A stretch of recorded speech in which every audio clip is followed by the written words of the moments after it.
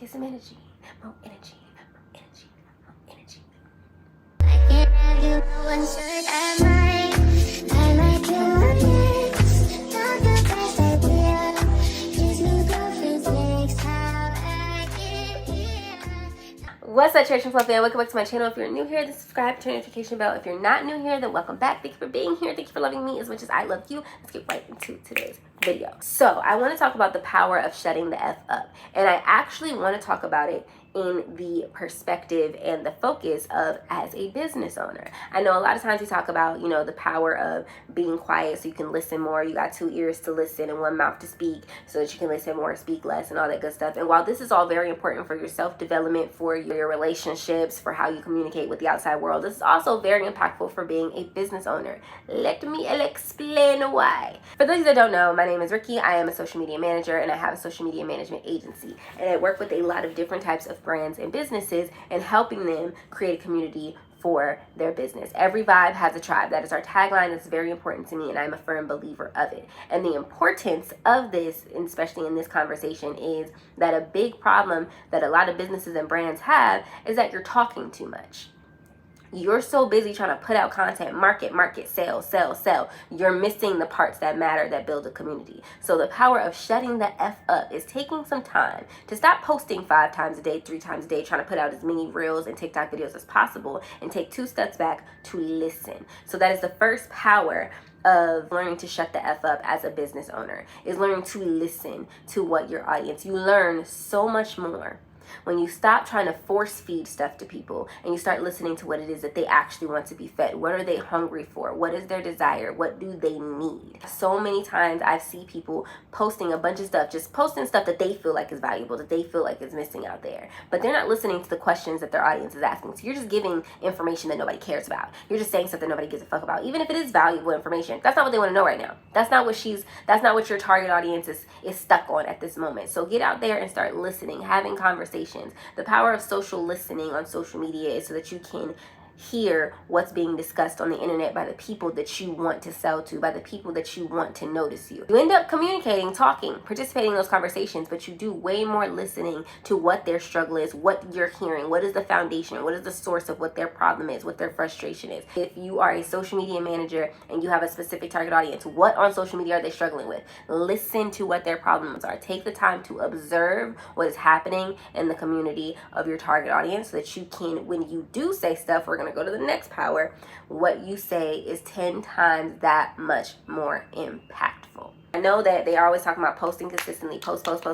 Every profile says you be posting a certain amount of times a day. There's some truth to that. But at the same time, a lot of us are just posting fluff. We're just force feeding information. We're posting with absolutely no value attached because we're just trying to make sure that we hit the quantity mark instead of the quality mark. But when you're listening, when you're taking the steps back, when you're not saying so much, when you're not forcing yourself to just talk on social media, in marketing, when you're in client or customer conversations, when you're not force feeding yourself, when you're not forcing yourself to talk so much, you actually find yourself being that much more impactful, that much more helpful, that much more valuable to who it is you're trying to talk to. It makes pushing your business out and building your community that much easier because 1, you're learning, like we said before, you're figuring out what it is that they want, what they need, what it is that's going on with them in their mental and their emotional right now. And 2, because of number 1, you're able to actually give more value and to give them exactly what it is that they need and what they're struggling with. That is one of the ways that you turn leads and people who are kind of interested in what you're doing into paying customers, into paying clients, because you are actually feeding them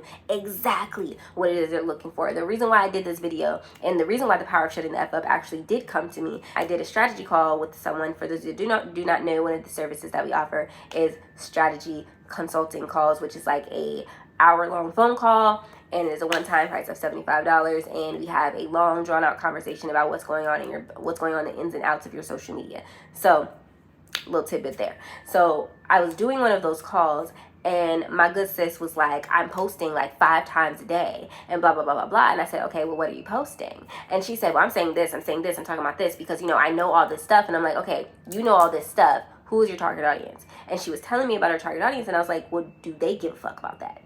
What questions are they asking?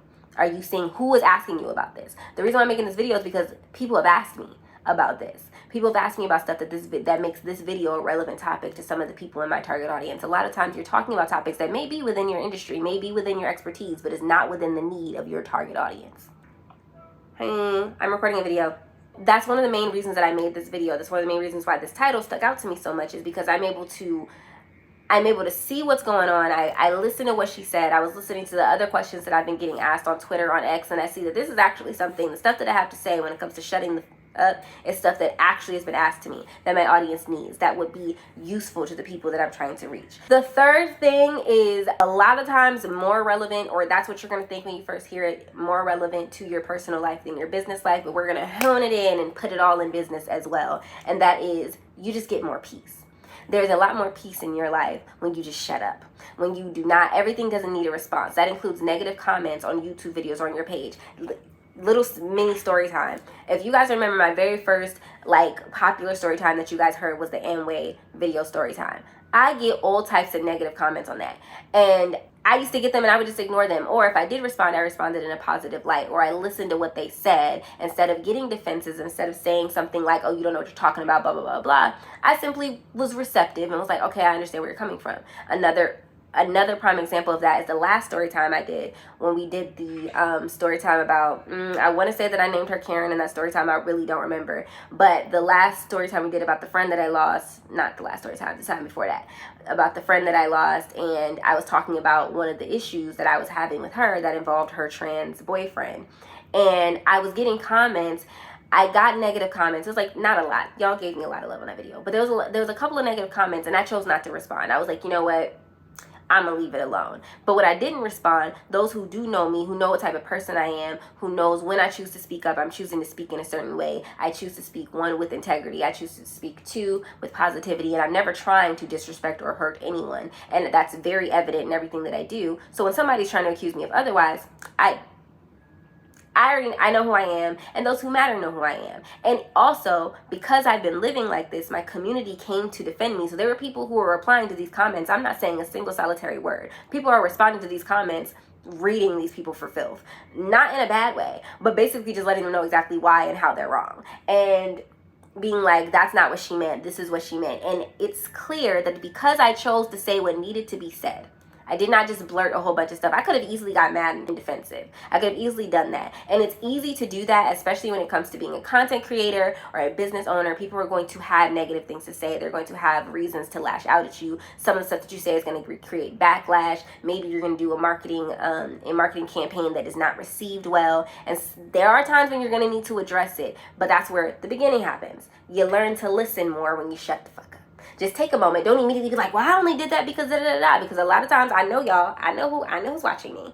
A lot of y'all will hear a comment, hear something somebody says, and before you even get to your little Twitter fingers, you talking out loud. You're like, I don't even think like that. That's not even why I did that. Why would you even say that? Blah, blah, blah, blah, blah. You're calling your friends. You're texting your friends. You're going off about it, and then you're responding to them too. But if you just shut the fuck up. Take a couple of steps back. Practice empathy, practice listening, try to be more receptive, try to actually understand where this person is coming from, where they got. Some of them are just trolls, some of them are just hating to hate, some of them are just saying negativity to be negative. And if that's the case, what are you responding for? What does that do for you?